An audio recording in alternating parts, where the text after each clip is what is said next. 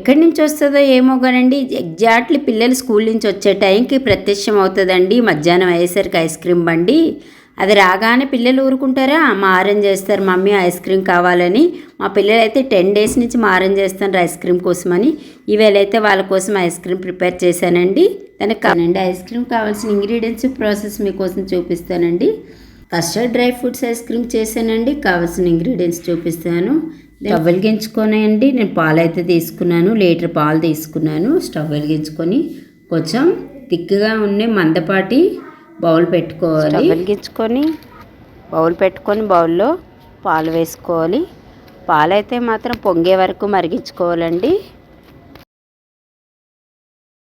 పాలు కట్ చేసుకొని మరిగించుకోవాలి.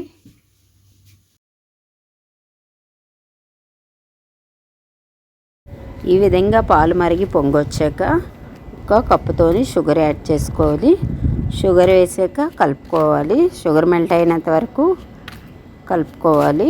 పాలు మరిగేలోపండి ఇంకొక వైపు స్టవ్ వెలిగించుకొని ప్యాన్ పెట్టుకొని ప్యాన్లో క్యారమెల్ కోసమని ఒక కప్ అంతా షుగర్ వేడి చేసుకోవాలి. వాటర్ షుగర్ మెల్ట్ అయ్యి తేగపాకం వచ్చాక బాదం కాజు వేసుకోవాలండి. వేసుకొని కలుపుకున్నాక ఒక 1/2 టేబుల్ స్పూను గీ వేసుకోవాలి. గీ వేసుకొని కలుపుకోవాలి.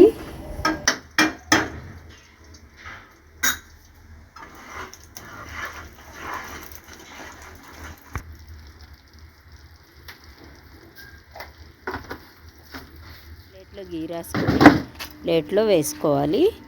వేసుకుంటే చల్లారాక దాన్ని పీసులకు కట్ చేసుకోవాలి. కప్పు కస్టర్డ్ పౌడర్ తీసుకొని పచ్చిపాలలో కలుపుకోవాలి. అరగేయండి 3 స్పూన్లు కస్టర్డ్ పౌడర్ కలుపుకొని అందులో పచ్చిపాలు వేసి కలుపుకోవాలి. ఉండలు లేకుండా లిక్విడ్ లాగా కలుపుకోవాలి. కస్టర్డ్ పౌడర్ని అంత మంచిగా కలుపుకుంటే అంత బాగా వస్తుంది.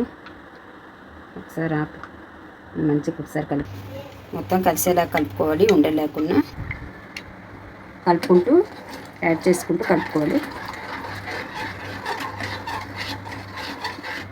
లో ఫ్లేమ్లో పెట్టుకొని కలుపుకోవాలి.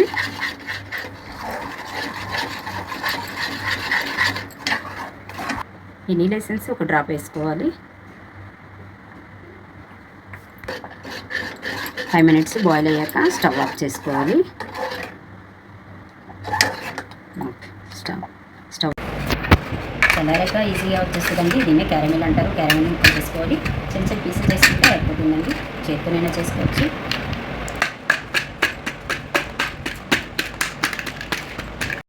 చిన్న చిన్న పీసులు చేసుకొని ఇది పక్కకు పెట్టుకోవాలండి. మిల్క్ కస్టర్డ్ పౌడర్ కలుపుకున్న మిశ్రమాన్ని చల్లారిన తర్వాత మిక్సీ జార్లోకి వేసుకొని గ్రైండ్ చేసుకోవాలండి. గ్రైండ్ చేసి ఉంచుకున్న మిశ్రమాన్ని బౌల్లో వేసుకోవాలి. ఎమ్మిఎం ఐస్ క్రీమ్ రెడీ అయిపోయిందండి. క్యారమెల్ వేసుకోవాలి. ఐస్ క్రీమ్కి చాలా చాలా బాగుంటుంది, టేస్టీగా ఉంటుంది. ఐస్ క్రీమ్ అయితే రెడీ అయిపోతుందండి.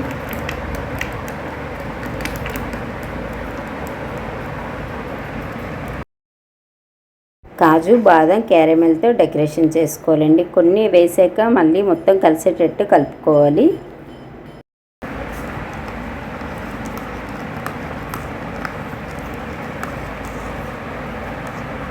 డెకరేషన్ కోసమని కొన్ని పైన వేసుకోవాలి.